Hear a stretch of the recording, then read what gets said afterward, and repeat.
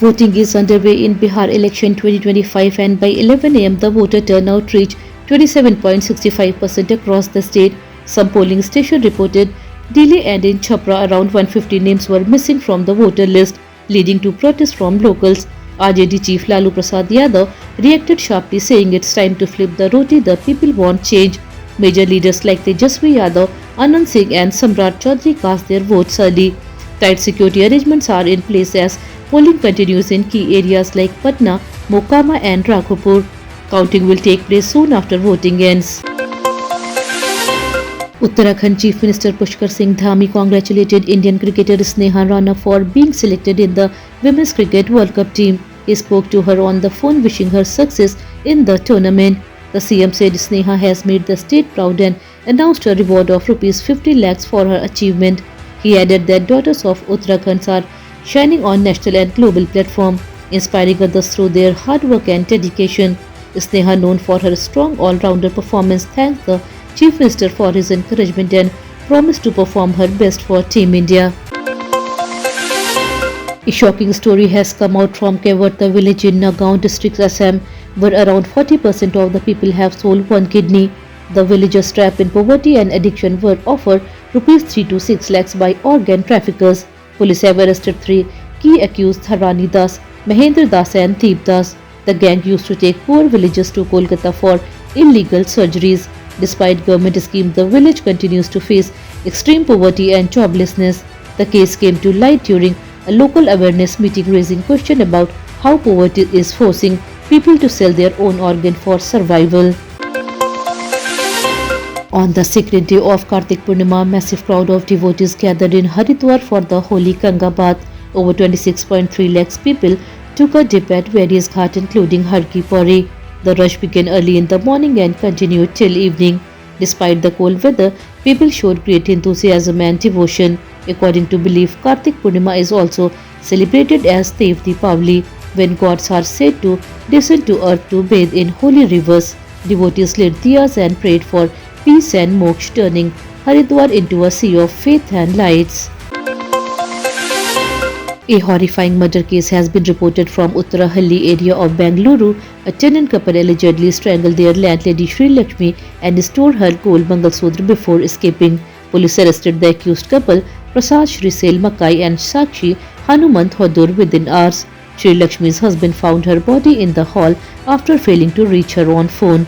Police said during questioning, both accused confessed to the crime committed for money.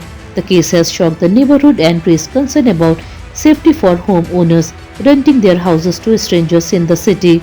Investigation is still underway. Pakistan Deputy Prime Minister and Foreign Minister Ishaq Dar made a bold statement in Parliament blaming former Prime Minister Imran Khan for the rise in terrorism. He said the root of the problem is our friendship with the Taliban. Dar recalled how in 2021 then ISI chief Faiz Hamid visited Kabul, saying everything will be fine.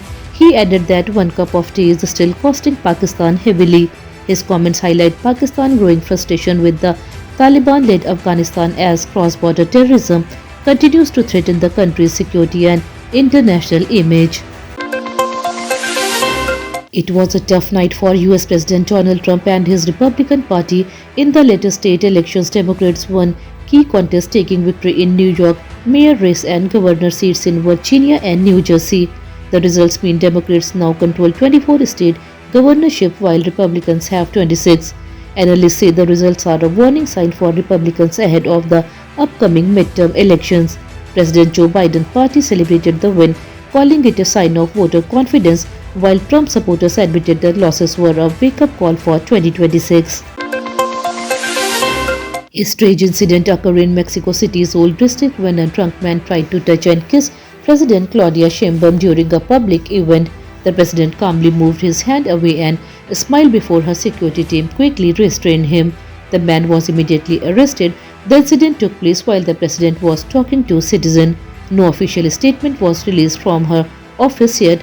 The event comes amid rising political violence in Mexico, where several local leaders have been attacked recently, including a mayor who was shot dead a few days ago. The Sensex showed positive momentum today, gaining more than 100 points to trade around 83,750. The Nifty also moved up by 20 points, supported by strong buying in FMCG and IT stocks. Experts say investor sentiments improved after global markets opened higher. Major gainers included companies from the tech and consumer goods sectors, while banking stocks stayed flat. Market analysts believe the uptrend may continue if foreign funds inflows remain steady and inflation data stays under control. India and Australia will face each other today in the fourth T20 match of the series, which is currently tied 1-1. Both teams are looking for a lead before the final game. Travis Head and Kuldeep Yadav will not play today's match, while Glenn Maxwell is likely to take a comeback for Australia. Team India is expected to test a few young players in this crucial game. Fans are excited as both sides aim to dominate and take control of the five-match series. The match promises high energy and thrilling cricket action tonight.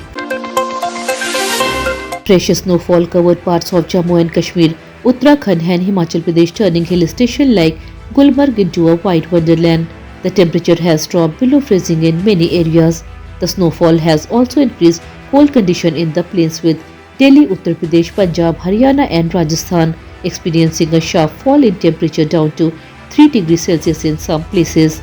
Tourists are flocking to hill station to enjoy the snow, while the weather department has warned of dense fog and cold wave over the next few days in northern India. That's all for today's bulletin. We'll be back with more updates next time. Until then, this is Tamanna Rizvi signing off. Have a good day.